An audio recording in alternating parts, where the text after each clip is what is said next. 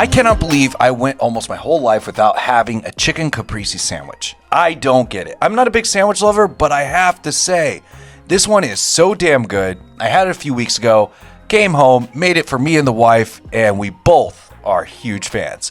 So, without further ado, people, let's go. All right, so chicken caprese sandwich. This is something I'm very excited to make. One of my favorite sandwiches, hands down. I don't make it pretty.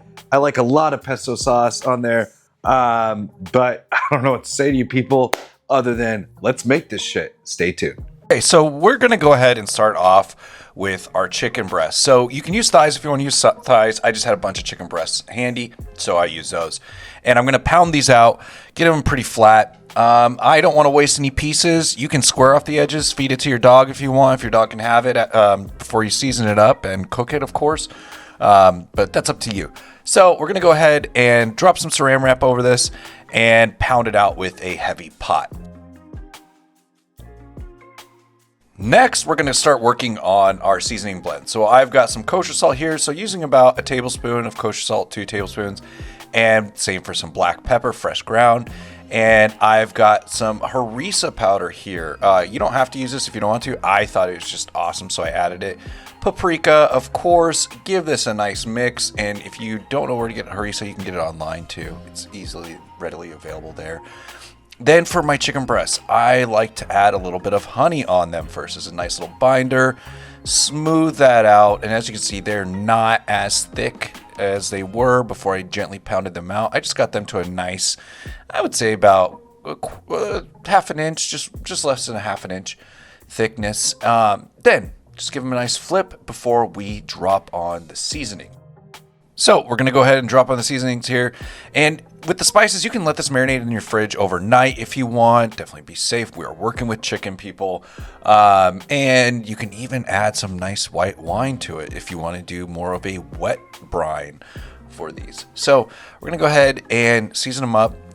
Again, it's up to you, wet marinade or dry marinade. Both are great. And if you try it out, let me know in the comments below how the wet marinade came out.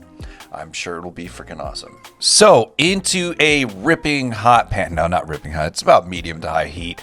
I've got some avocado oil in here. And yes, if you notice the pooling of my oil, that's my pan. I have had these pans for a lot of years, and I was not expecting them to warp. They were taken care of heavily by me, but for some reason they did warp, unfortunately. I still like the brand, but yeah, we'll see. If you have any recommendations for nice pots and pans, let me know. I'm still a big fan of Dalstrong, though.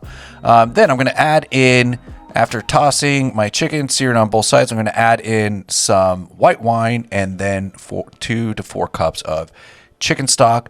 Cover this, reduce it to low. We want to simmer. We're just going to braise it. That's how I get chicken breasts so juicy. That's why they're so easy to make. Sear both sides and then go into it. Now, for the pesto, we're going to lightly toast some pine nuts. And then, while we do that and keeping a good eye on them, we're going to add a bunch of basil to our food processor.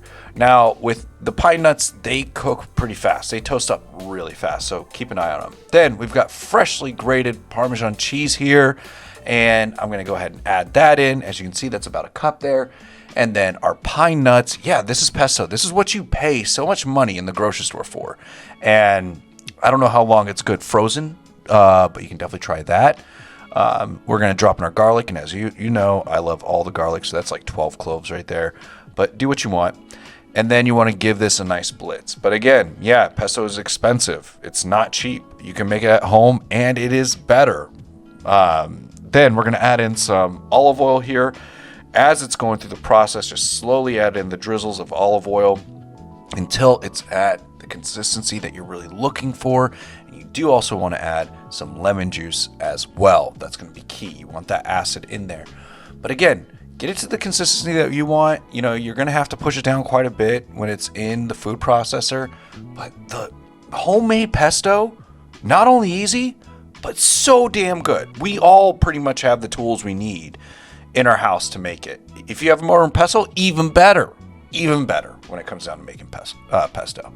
But we're using the food processor here. So, gonna go ahead and blend this up, and we're gonna move forward. So, Veggies of choice, we've got basil and we've got some Roma tomatoes I sliced up there.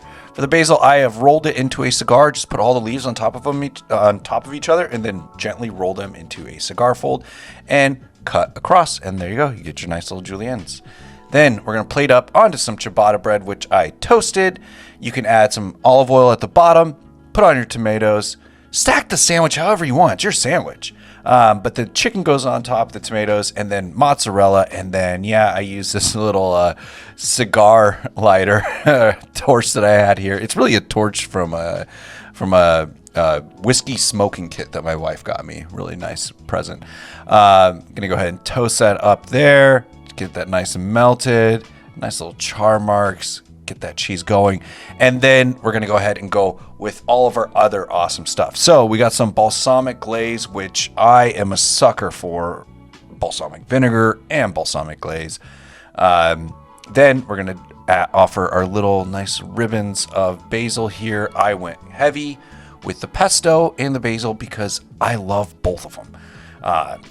And it's good. This isn't for my hydroponic station, so it's not as crazy potent. So there we are, people, and this was awesome.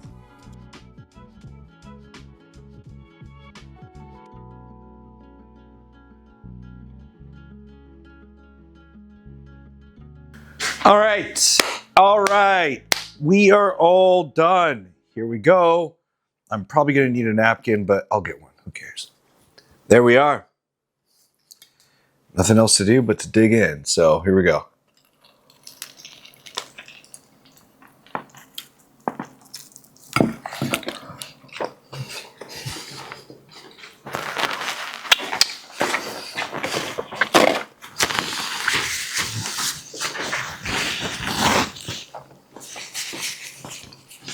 Oh yeah, that's damn good.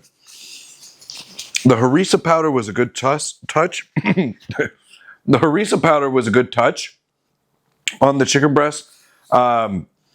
Between the pesto, the balsamic vinaigrette, tomatoes, everything, the cheese, super awesome. I have some ideas on how I want to tweak it in the future. I personally think some chicken thighs will go really well. But damn, this is a good one. And yeah, I don't know what to say, but cheers. I'm out.